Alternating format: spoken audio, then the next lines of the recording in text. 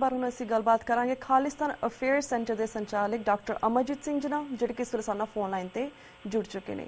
ਜੀ ਡਾਕਟਰ ਸਾਹਿਬ, ਵਾਹਿਗੁਰੂ ਜੀ ਕਾ ਖਾਲਸਾ, ਵਾਹਿਗੁਰੂ ਜੀ ਕੀ ਫਤਿਹ। हाँ जी रीत कौर जी, तुहानू भी ते TV 84 ਦੇ ਸਾਰੇ ਦਰਸ਼ਕਾਂ ਸਰੋਤਿਆਂ ਨੂੰ ਵੀ ਵਾਹਿਗੁਰੂ ਜੀ ਕਾ ਖਾਲਸਾ ਵਾਹਿਗੁਰੂ ਜੀ ਕੀ ਫਤਿਹ। ਜੀ ਡਾਕਟਰ ਸਾਹਿਬ, ਜਿਸ ਤਰ੍ਹਾਂ ਤੁਸੀਂ ਜਾਣ ਰਹੇ ਕਿ ਅੱਜ ਮੂਲ ਨਾਨਕ ਸ਼ਾਹ ਕੈਲੰਡਰ 2003 ਮੁਤਾਬਕ ਨਵੇਂ ਪਾਤਸ਼ਾਹ ਸਾਹਿਬ ਸ਼੍ਰੀ ਗੁਰੂ ਤੇਗ ਬਹਾਦਰ ਸਾਹਿਬ ਜੀ ਦਾ ਸ਼ਹੀਦੀ ਦਿਹਾੜਾ ਹੈ। ਸਭ ਤੋਂ ਪਹਿਲਾਂ ਇਸ ਸੰਬੰਧੀ ਤੁਸੀਂ TV 84 ਨਿਊਜ਼ ਦੇ ਦਰਸ਼ਕਾਂ ਨੂੰ ਕੀ ਕਹਿਣਾ ਚਾਹੋਗੇ? ਦੇਖੋ, ਅਸੀਂ ਸਮਝਦੇ ਹਾਂ ਵੀ ਲਗਭਗ 7-8 ਹਜ਼ਾਰ ਸਾਲ ਦੇ ਮਨੁੱਖੀ ਇਤਿਹਾਸ 'ਚ ਬਹੁਤ ਸਾਰੇ ਮਜ਼ਹਬ, ਸਕੂਲ ਆਫ ਥਾਟਸ ਨੇ। ਹਰ ਇੱਕ ਨੂੰ ਆਪੋ ਆਪਣੇ ਪੈਗੰਬਰਾਂ ਤੇ ਮਾਣ ਹੈ, ਆਪਣੇ ਪ੍ਰੋਫਿਟਸ ਤੇ ਮਾਣ ਹੈ, ਆਪਣੇ ਅਵਤਾਰਾਂ ਤੇ ਮਾਣ ਹੈ ਜੀ। ਔਰ ਹਰ ਧਰਮ ਦਾ ਆਪਣਾ ਇਤਿਹਾਸ ਵੀ ਹੈ ਜਿਹਦੇ 'ਚ ਕਿ ਉਸ ਧਰਮ ਦੀਆਂ ਵੈਲਿਊਜ਼ ਲਈ, ਕਦਰਾਂ ਕੀਮਤਾਂ ਲਈ ਜੀ ਸ਼ਹੀਦ ਹੋਣ ਵਾਲਿਆਂ ਨੂੰ ਉਹ ਯਾਦ ਕਰਦੇ ਨੇ। ਪਰ ਜਦੋਂ ਅਸੀਂ ਗੁਰੂ ਤੇਗ ਬਹਾਦਰ ਸਾਹਿਬ ਦੀ ਸ਼ਹਾਦਤ ਦੀ ਗੱਲ ਕਰਦੇ ਹਾਂ ਤੇ ਇਹ ਮਨੁੱਖੀ ਇਤਿਹਾਸ ਦਾ ਉਹ ਵਾਕਿਆ ਹੈ ਜਿਸ ਦਾ ਕੋਈ ਪੈਰਲਲ ਨਹੀਂ ਹੈ। ਔਰ 10ਵੇਂ ਪਾਤਸ਼ਾਹ ਨੇ ਜਦੋਂ ਆਪਣੇ ਪਿਤਾ ਜੀ ਦੀ ਸ਼ਹਾਦਤ ਨੂੰ ਬਿਆਨਿਆ ਤੇ ਉਹਨਾਂ ਨੇ ਵੀ ਫਰਮਾਇਆ ਕਿ ਭਾਈ ਕੀਨੋ ਵੱਡੋ ਕਲੂ ਮੈਂ ਸਾਖਾ, ਕਿ ਇਹ ਮਾਡਰਨ ਏਜ ਦੇ ਵਿੱਚ, ਜ਼ਮਾਨੇ ਦੇ ਵਿੱਚ ਬਹੁਤ ਵੱਡੀ ਸ਼ਹਾਦਤ ਹੈ। ਔਰ ਉਸ ਦਾ ਕਾਰਨ ਪਹਿਲੀ ਲਾਈਨ 'ਚ ਉਹਨਾਂ ਨੇ ਦਿੱਤਾ ਕਿ ਤਿਲਕ ਜੰਜੂ ਰਾਖਾ ਪ੍ਰਭ ਤਾਂਕਾ। ਤਾਂਕਾ ਦਾ ਮਤਲਬ ਹੈ ਉਹਨਾਂ ਦਾ। ਹੁਣ ਤਿਲਕ ਤੇ ਜੰਜੂ ਇਹ ਹਿੰਦੂ ਧਰਮ ਦੀਆਂ ਨਿਸ਼ਾਨੀਆਂ, ਜਿਸ ਜੰਜੂ ਪਾਣ ਤੋਂ ਗੁਰੂ ਨਾਨਕ ਸਾਹਿਬ ਨੇ ਇਨਕਾਰ ਕੀਤਾ। ਔਰ ਇਹ ਸਾਰੇ ਨੂੰ ਇੱਕ ਪਾਸੇ ਗੁਰੂ ਨਾਨਕ ਸਾਹਿਬ ਪੰਡਤ ਦਾ ਹੱਥ ਫੜ ਲੈਂਦੇ ਨੇ ਕਿ ਜਬਰੀ ਪਾਉਣ ਨਹੀਂ ਦੇਣਾ ਹੈ, ਤੇ ਗੁਰੂ ਤੇਗ ਬਹਾਦਰ ਸਾਹਿਬ ਔਰੰਗਜ਼ੇਬ ਦਾ ਹੱਥ ਫੜ ਲੈਂਦੇ ਨੇ ਕਿ ਜਬਰੀ ਲਾਉਣ ਨਹੀਂ ਦੇਣਾ। ਸੋ ਅੱਜ ਜਦੋਂ ਅਸੀਂ 21ਵੀਂ ਸਦੀ 'ਚ ਮੁੱਢਲੀਆਂ ਆਜ਼ਾਦੀਆਂ ਦੀ ਗੱਲ ਕਰਦੇ ਹਾਂ, UN ਚਾਰਟਰ ਦੀ ਗੱਲ ਹੁੰਦੀ ਹੈ, ਜਨੀਵਾ ਪ੍ਰੋਟੋਕੋਲਸ ਦੀ ਗੱਲ ਹੁੰਦੀ ਹੈ, ਤੇ ਸਾਨੂੰ ਇਸ ਗੱਲ ਦਾ ਫਖਰ ਹੋਣਾ ਚਾਹੀਦਾ ਹੈ ਕਿ ਗੁਰੂ ਤੇਗ ਬਹਾਦਰ ਸਾਹਿਬ ਦੀ ਸ਼ਹਾਦਤ ਐਨਲਸ ਆਫ ਹਿਊਮਨ ਹਿਸਟਰੀ ਦੇ ਵਿੱਚ ਇੱਕ ਯੂਨੀਕ ਸ਼ਹਾਦਤ ਹੈ, ਜਿਹੜੀ ਮੁੱਢਲੇ ਤੌਰ ਤੇ ਧਾਰਮਿਕ ਆਜ਼ਾਦੀ ਦੇ ਲਈ ਦਿੱਤੀ ਗਈ ਸ਼ਹਾਦਤ ਹੈ। ਇਹ ਤਾਂ ਸਾਡੇ ਲਈ ਫਖਰ ਔਰ ਮਾਣ ਵਾਲੀ ਗੱਲ ਹੈ। ਪਰ ਮੈਂ ਸਮਝਦਾ ਵੀ ਦੂਸਰੇ ਪਾਸੇ ਜੇ ਅਸੀਂ ਆਪਣੀ ਕਮਜ਼ੋਰੀ ਦੇਖੀਏ ਤੇ ਜਿਹੜਾ ਦਿਨ ਔਰ ਜਿਹੜੀ ਕੁਰਬਾਨੀ ਇਸ ਪੱਧਰ ਦੀ ਹੈ ਉਹਨੂੰ ਸਿਰਫ ਅਸੀਂ ਆਪਣੇ ਗੁਰਦੁਆਰਿਆਂ ਦੇ ਵਿੱਚ ਹੀ ਯਾਦ ਕਰਦੇ ਹਾਂ, ਗੁਰਦੁਆਰਿਆਂ 'ਚ ਹੀ ਮਨਾਉਂਦੇ ਹਾਂ। ਚਾਹੀਦਾ ਤਾਂ ਇਹ ਸੀ ਕਿ ਕੁੱਲ ਲੋਕਾਈ ਨੂੰ, 7 ਬਿਲੀਅਨ ਲੋਕਾਂ ਨੂੰ ਪਤਾ ਹੁੰਦਾ ਕਿ ਉਹਨਾਂ ਦੇ ਮੁੱਢਲੇ ਧਾਰਮਿਕ ਆਜ਼ਾਦੀ ਦੇ ਹੱਕ ਲਈ ਕਿਵੇਂ 1675 'ਚ ਲਗਭਗ 340 ਸਾਲ ਪਹਿਲਾਂ ਦਿੱਲੀ ਦੇ ਚਾਂਦਨੀ ਚੌਕ ਦੇ ਵਿੱਚ ਸ਼ਹਾਦਤ ਹੋਈ ਹੈ। ਇਹ ਦਿਨ ਯੂਨਾਈਟਿਡ ਨੇਸ਼ਨਸ ਵੱਲੋਂ ਮੁੱਢਲੇ ਤੌਰ ਤੇ ਹਿਊਮਨ ਰਾਈਟਸ ਦੀ ਆਜ਼ਾਦੀ ਦਾ ਦਿਨ, ਧਾਰਮਿਕ ਆਜ਼ਾਦੀ ਦਾ ਦਿਨ ਐਲਾਨਿਆ ਹੁੰਦਾ, ਔਰ ਦੁਨੀਆ ਭਰ ਦੇ ਲੋਕ ਗੁਰੂ ਤੇਗ ਬਹਾਦਰ ਸਾਹਿਬ ਨੂੰ ਆਪਣਾ ਪੈਗੰਬਰ, ਆਪਣਾ ਮਸੀਹਾ, ਆਪਣੀ ਲੀਡਿੰਗ ਲਾਈਟ ਸਮਝ ਕੇ ਇਸ ਦਿਨ ਨੂੰ ਸੈਲੀਬ੍ਰੇਟ ਕਰ ਰਹੇ ਹੁੰਦੇ। ਸੋ ਇੱਕ ਪਾਸੇ ਤੇ ਸਾਡੀ ਇਹ ਫੇਲਿਅਰ ਹੈ, ਦੂਸਰਾ ਪੱਖ ਮੈਂ ਸਮਝਦਾ ਹੈ ਵੀ ਬੇਸ਼ੱਕ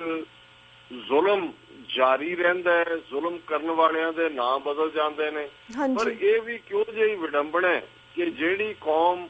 ਜਿਸ ਦੇ ਪੈਗੰਬਰ ਦੂਸਰਿਆਂ ਦੀ ਧਾਰਮਿਕ ਆਜ਼ਾਦੀ ਲਈ ਖਲੋਤੇ, ਅੱਜ ਸਾਡੇ ਆਪਣੇ ਫਾਦਰਲੈਂਡ ਦੇ ਵਿੱਚ, ਆਪਣੀ ਮਦਰਲੈਂਡ ਦੇ ਵਿੱਚ ਸਾਡੀਆਂ ਮੁੱਢਲੀਆਂ ਆਜ਼ਾਦੀਆਂ, ਉਹ ਧਾਰਮਿਕ ਆਜ਼ਾਦੀ ਹੋਏ, ਆਰਥਿਕ ਆਜ਼ਾਦੀ ਹੋਏ,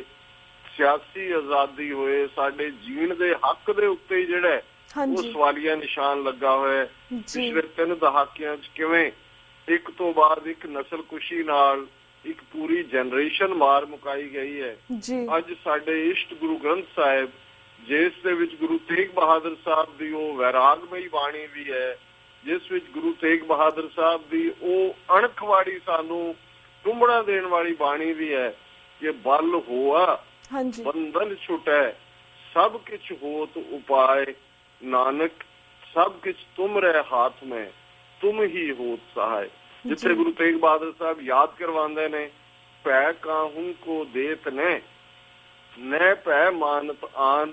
ਕਹੁ ਨਾਨਕ ਇਹ ਜਗਤ ਮੈਂ ਗਿਆਨੀ ਤਾਹੇ ਬਖਾਨ, ਕਿ ਗਿਆਨਵਾਨ ਕਹਾਣ ਦਾ ਹੱਕ ਉਹਨੂੰ ਹੀ ਹੈ ਜਿਹੜਾ ਨਾ ਕਿਸੇ ਨੂੰ ਡਰ ਦਿੰਦਾ, ਨਾ ਕਿਸੇ ਦਾ ਡਰ ਮੰਨਦਾ, ਤੇ ਜਿਸ ਦੇ ਕੋਲ ਤਾਕਤ ਹੁੰਦੀ ਹੈ ਤੇ ਉਹੀ ਸਾਰੇ ਬੰਧਨ ਕੱਟੇ ਜਾਂਦੇ ਨੇ। ਸੋ ਮੈਂ ਸਮਝਦਾ ਹਾਂ ਵੀ ਜਿੱਥੇ ਅੱਜ ਅਸੀਂ ਗੁਰੂ ਤੇਗ ਬਹਾਦਰ ਸਾਹਿਬ ਦੀ ਸ਼ਹਾਦਤ ਨੂੰ ਯਾਦ ਕਰ ਰਹੇ, ਉੱਥੇ ਇਸ ਦੇ ਨਾਲ ਹੀ ਉਹਨਾਂ ਦੇ 3 ਪਿਆਰੇ ਗੁਰਸਿੱਖ ਭਾਈ ਮਤੀ ਦਾਸ ਜੀ, ਜਿਨ੍ਹਾਂ ਨੂੰ ਆਰੇ ਨਾਲ ਚੀਰ ਕੇ ਸ਼ਹੀਦ ਕੀਤਾ ਗਿਆ, 2 ਪਾੜ ਕੀਤਾ ਗਿਆ। ਭਾਈ ਮਤੀ ਦਾਸ ਜੀ ਦੇ ਨਾਲ ਉਹਨਾਂ ਦੇ ਭਰਾਤਾ ਭਾਈ ਸਤੀ ਦਾਸ, ਜਿਨ੍ਹਾਂ ਨੂੰ ਰੂੰ ਦੇ ਵਿੱਚ ਲਪੇਟ ਕੇ ਜਿਉਂਦਿਆਂ ਸਾੜ ਦਿੱਤਾ ਗਿਆ। ਭਾਈ ਦਿਆਲਾ ਜੀ, ਜਿਨ੍ਹਾਂ ਨੂੰ ਉਬਲਦੀ ਪਾਣੀ ਦੀ ਦੇਗ ਦੇ ਵਿੱਚ ਬਹਿਣ ਲਈ ਕਿਹਾ ਗਿਆ ਔਰ ਉਬਾਲ ਕੇ ਦੇਗ ਦੇ ਵਿੱਚ ਸ਼ਹੀਦ ਕੀਤਾ ਗਿਆ। ਇਹਨਾਂ ਗੁਰਸਿੱਖਾਂ ਦੀ ਯਾਦ ਨੂੰ ਵੀ ਅੱਜ ਅਸੀਂ ਜਿਹੜਾ ਉਹ ਆਪਣੇ ਮਨ ਵਿੱਚ ਲਿਆਈਏ ਔਰ ਇਸ ਗੱਲ ਦੇ ਲਈ ਪ੍ਰਣ ਕਰੀਏ ਕਿ ਸਾਡੇ ਗੁਰੂ ਸਾਹਿਬਾਨ ਨੇ ਆਪਣੀ ਸ਼ਹਾਦਤ ਦੇ ਨਾਲ ਦੂਸਰਿਆਂ ਦੇ ਧਾਰਮਿਕ ਆਜ਼ਾਦੀ ਦੇ ਹੱਕ ਨੂੰ ਬਹਾਲ ਕਰਵਾਇਆ ਤੇ ਅੱਜ ਸਾਡਾ ਫਰਜ਼ ਹੈ 30 ਮਿਲੀਅਨ ਸਿੱਖ ਕੌਮ ਦਾ ਕਿ ਜਿੱਥੇ ਸਾਡੀ ਉਸ ਗੁਰੂਆਂ ਦੀ ਪਵਿੱਤਰ ਧਰਤੀ ਦੇ ਉੱਤੇ ਸਾਡੀਆਂ ਮੁੱਢਲੀਆਂ ਆਜ਼ਾਦੀਆਂ ਕੁਚਲੀਆਂ ਜਾ ਰਹੀਆਂ ਨੇ, ਸਰਬੱਤ ਖਾਲਸਾ ਦੇ ਲਈ ਜਿਹੜੇ ਲੱਖਾਂ ਸਿੱਖ ਇਕੱਠੇ ਹੋਏ, ਅੱਜ ਉਹਨਾਂ ਦੇ ਆਗੂਆਂ ਨੂੰ ਦੇਸ਼ ਧਰੋਹੀ ਗਰਦਾਨ ਕੇ ਉਹਨਾਂ ਦੇ ਖਿਲਾਫ ਸੈਡੀਸ਼ਨ ਦੇ ਚਾਰਜ ਫਾਈਲ ਕੀਤੇ ਗਏ ਨੇ। ਅੱਜ ਘਰਾਂ ਦੇ ਵਿੱਚ ਛਾਪਾਮਾਰੀ ਜਾਰੀ ਹੈ ਔਰ ਗੁਰੂ ਗ੍ਰੰਥ ਸਾਹਿਬ ਦੇ ਸਰੂਪ ਜਿਹੜਾ ਕਿ ਜਿਹਦੀ ਸ਼ੁਰੂਆਤ ਬੁਰਜ ਜਵਾਹਰ ਸਿੰਘ ਵਾਲਾ 'ਚ 1 ਜੂਨ ਨੂੰ ਗੁਰੂ ਗ੍ਰੰਥ ਸਾਹਿਬ ਦੇ ਸਰੂਪ ਨੂੰ ਚੋਰੀ ਕਰਨ ਤੋਂ ਜਿਹੜਾ ਘਟਨਾਕ੍ਰਮ ਸ਼ੁਰੂ ਹੋਇਆ, ਸੌਦਾ ਸਾਹਿਬ ਦੇ ਮਾਫੀਨਾਮੇ ਦੀ ਕਹਾਣੀ ਔਰ ਇਹ ਸਾਰੇ ਅੱਜ ਜਿਸ ਤਰੀਕੇ ਨਾਲ ਉਹੀ ਨਕਾਰੇ ਹੋਏ ਜਥੇਦਾਰ ਜਿਹੜੇ ਕਿ ਬਾਦਲ ਦੇ ਤਨਖਾਹੀਏ ਨੇ, ਉਹਨਾਂ ਨੂੰ ਵਾਪਸ ਸਥਾਪਿਤ ਕੀਤਾ ਜਾ ਰਿਹਾ ਹੈ ਔਰ ਜਿਹੜੇ ਸੱਚਮੁੱਚ ਸਿੱਖੀ ਕਦਰਾਂ ਲਈ ਖਲੋਤੇ ਨੇ, ਖਲੋਣ ਵਾਲੇ ਨੇ, ਉਹਨਾਂ ਨੂੰ ਜੇਲ੍ਹਾਂ ਦੀ ਸਲਾਖਾਂ ਪਿੱਛੇ ਬੰਦ ਕੀਤਾ ਜਾ ਰਿਹਾ। ਇਸ ਗੱਲ ਨੂੰ ਸਮਝੀਏ ਔਰ ਇਸ ਦੇ ਲਈ ਜਾਗਰੂਕ ਹੋ ਕੇ ਆਪਣਾ ਬਣਦਾ ਹਿੱਸਾ ਪਾਈਏ ਕੌਮੀ ਆਜ਼ਾਦੀ ਦੇ ਲਈ, ਉਸ ਧਰਤੀ ਨੂੰ ਜ਼ਾਬਰਾਂ ਦੇ ਪੰਜੇ ਤੋਂ ਛਡਾਉਣ ਦੇ ਲਈ। ਜਿਵੇਂ ਗੁਰੂ ਤੇਗ ਬਹਾਦਰ ਸਾਹਿਬ ਦੀ ਸ਼ਹਾਦਤ ਦਾ ਜਵਾਬ ਫਿਰ 10ਵੇਂ ਪਾਤਸ਼ਾਹ ਨੇ ਜਿਸ ਤਰੀਕੇ ਦੇ ਨਾਲ ਜ਼ੁਲਮ ਨੂੰ ਲਲਕਾਰਿਆ, ਔਰੰਗਜ਼ੇਬ ਨੂੰ ਵੰਗਾਰਿਆ, ਖਾਲਸਾ ਪੰਥ ਨੇ ਕਿਵੇਂ ਫਿਰ ਲਗਭਗ 1 ਸਦੀ ਬੇਸ਼ੱਕ ਉਹ ਘੱਲੂਕਾਰਿਆਂ ਚੋਂ ਗੁਜ਼ਰੇ ਪਰ ਉਸ ਧਰਤੀ ਦੇ ਉੱਤੇ ਮੁਗਲਿਆ ਰਾਜ ਦੀ ਜੜ ਪੁੱਟ ਕੇ ਰੱਖ ਦਿੱਤੀ ਔਰ ਇਹ ਪੰਜਾਬ ਦੀਆਂ ਲੋਕ ਬੋਲੀਆਂ ਦੇ ਵਿੱਚ ਬੋਲੀ ਉਭਰੀ, ਭੂਰਿਆਂ ਵਾਲੇ ਰਾਜੇ ਕੀਤੇ, ਮੁਗਲਾਂ ਜ਼ਹਿਰ ਪਿਆਲੇ ਪੀਤੇ। ਬੁੱਲੇ ਸ਼ਾਹ ਨੇ ਕਿਹਾ ਪਰ ਇਹ ਲੋਕਾਂ ਦੀ ਆਵਾਜ਼ ਸੀ ਕਿ ਭੂਰਿਆਂ ਦੀ ਬੁੱਕੜ ਮਾਰਨ ਵਾਲੇ, ਸਧਾਰਨ ਜੀਵਨ ਘੋੜਿਆਂ ਦੀਆਂ ਕਾਠੀਆਂ ਨੂੰ ਆਪਣਾ ਘਰ ਬਣਾਉਣ ਵਾਲੇ, ਮੁੱਠੀ ਪਰ ਛੋਲਿਆਂ ਤੇ ਗੁਜ਼ਾਰਾ ਕਰਨ ਵਾਲੇ ਖਾਲਸੇ ਨੇ ਫਿਰ ਮੁਗਲਾਂ ਨੂੰ ਜ਼ਹਿਰ ਪਿਆਲੇ ਪੀਣ ਤੇ ਮਜਬੂਰ ਕੀਤਾ, ਕੌੜਾ ਘੁੱਟ ਭਰਨ ਤੇ ਮਜਬੂਰ ਕੀਤਾ ਔਰ ਉਸ ਧਰਤੀ ਦੇ ਉੱਤੇ ਫਿਰ ਗੁਰੂ ਕੇ ਖਾਲਸੇ ਨੇ ਦਰਾਏ ਖੈਬਰ ਤੋਂ ਲੈ ਕੇ ਤਿੱਬਤ ਤੱਕ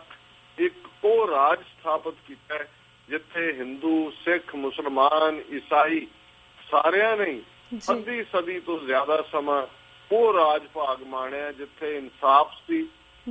ਜਿੱਥੇ ਹਰ ਇੱਕ ਨੂੰ ਮੁੱਢਲੀਆਂ ਆਜ਼ਾਦੀਆਂ ਸਨ। ਅੱਜ ਹੀ ਮੈਂ ਇੱਕ ਆਰਟੀਕਲ ਪਾਕਿਸਤਾਨੀ ਲੇਖਕ ਦਾ ਪੜ੍ਹ ਰਿਹਾ ਸੀ ਜਿਹਦੇ ਚ ਉਹਨੇ ਜਦੋਂ ਲਾਹੌਰ ਕਿਲੇ ਦੀ ਗੱਲ ਕੀਤੀ ਤਾਂ ਉਸਨੇ ਕਿਹਾ ਕਿ ਉਸ ਦੇ ਨਾਲ ਜਿਹੜੀ ਵੱਡੀ ਗੈਲਰੀ ਹੈ ਜਿੱਥੇ ਬਹੁਤ ਕੁਰਾਨ ਸ਼ਰੀਫ ਰੱਖੇ ਹੋਏ ਨੇ, ਇਹ ਅਸਲ ਵਿੱਚ ਮਹਾਰਾਜਾ ਰਣਜੀਤ ਸਿੰਘ ਨੇ ਜਿਹੜਾ ਉਸ ਤੋਸ਼ੇਖਾਨੇ ਦੇ ਕੁਰਾਨ ਸ਼ਰੀਫ ਨੇ ਜਿੱਥੇ ਉਹਨੇ ਵੱਡੀ ਕੀਮਤ ਉਤਾਰ ਕੇ ਵੀ ਜੇ ਕਿਸੇ ਨੇ ਹੱਥ ਨਾਲ ਕੁਰਾਨ ਸ਼ਰੀਫ ਲਿਖਿਆ ਔਰ ਉਹ ਆ ਕੇ ਜਿਹੜਾ ਉੱਥੇ ਪੇਸ਼ ਹੋਇਆ ਤੇ ਮਹਾਰਾਜਾ ਰਣਜੀਤ ਸਿੰਘ ਨੇ ਮੂੰਹ ਮੰਗੀ ਕੀਮਤ ਦੇ ਕੇ ਉਹ ਕੁਰਾਨ ਸ਼ਰੀਫ ਖਰੀਦੇ। ਕੁਛ ਉਹਨਾਂ ਨੇ ਉਸ ਵੇਲੇ ਫਕੀਰ ਅਜ਼ੀਜ਼ੁਦੀਨ ਜਿਹੜਾ ਕਿ ਉਹਨਾਂ ਦਾ ਟਰਸਟਵਰਦੀ ਫੋਰਨ ਮਿਨਿਸਟਰ ਸੀ,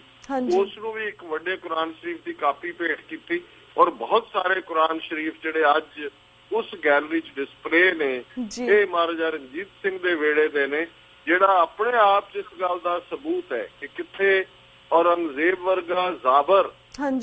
ਹਾਕਮ ਜਿਸ ਬਾਰੇ ਪ੍ਰਚਾਰਿਆ ਜਾਂਦਾ ਹੈ ਕਿ ਜੋ ਹੱਥ ਨਾਲ ਕੁਰਾਨ ਸ਼ਰੀਫ ਲਿਖਦਾ ਸੀ ਤੇ ਉਸ ਦੇ ਨਾਲ ਟੋਪੀਆਂ ਬਣਾਉਂਦਾ ਸੀ, ਉਹਦੇ ਨਾਲ ਆਪਣਾ ਜਿਹੜਾ ਗੁਜ਼ਰ ਕਰਦਾ ਸੀ। ਪਰ ਫਿਰ ਸਿੱਖਾਂ ਨੇ ਸੁਨੇਹਾ ਦਿੱਤਾ ਕਿ ਬੇਸ਼ੱਕ ਔਰੰਗਜ਼ੇਬ ਨੇ ਜ਼ੁਲਮ ਕੀਤੇ ਨੇ ਪਰ ਅਸੀਂ ਸਮੁੱਚੀ ਮੁਸਲਮਾਨ ਕੌਮ ਨੂੰ ਕੋਈ ਇਸ ਦੇ ਲਈ ਦੋਸ਼ੀ ਨਹੀਂ ਠਹਿਰਾਉਂਦੇ। ਅਸੀਂ ਕੁਰਾਨ ਸ਼ਰੀਫ ਦੀ ਵੀ ਉਵੇਂ ਇੱਜ਼ਤ ਕਰਦੇ ਹਾਂ ਜਿਵੇਂ ਅਸੀਂ ਗੁਰੂ ਗ੍ਰੰਥ ਸਾਹਿਬ ਦੀ ਕਰਦੇ ਹਾਂ। ਇਸ ਲਈ ਕੁਰਾਨ ਸ਼ਰੀਫ ਵੀ ਮੁਬਾਰਕ ਹੈ, ਗੀਤਾ ਰਾਮਾਇਣ ਵੀ ਮੁਬਾਰਕ ਹੈ ਔਰ ਇਹੀ ਕਾਰਨ ਸੀ ਕਿ ਜਦੋਂ ਮਹਾਰਾਜਾ ਰਣਜੀਤ ਸਿੰਘ ਦਾ ਰਾਜ ਜਾਂਦਾ ਤੇ ਸ਼ਾਹ ਮੁਹੰਮਦ ਜਿਹੜਾ ਇੱਕ ਪੰਜਾਬੀ ਕਵੀ ਹੈ ਉਹ ਜਿਹੜਾ ਉਸ ਰਾਜ ਦੇ ਜਾਣ ਤੇ ਕੀਰਨੇ ਪਾਉਂਦਿਆਂ ਕਹਿੰਦੇ ਕਿ ਸ਼ਾਹ ਮੁਹੰਮਦ ਦਾ ਇੱਕ ਸਰਕਾਰ ਬਾਜੋਂ ਫੌਜਾਂ ਜਿੱਤ ਕੇ ਅੰਤ ਨੂੰ ਹਾਰੀਆਂ ਨੇ। ਹਾਂਜੀ। ਇਹ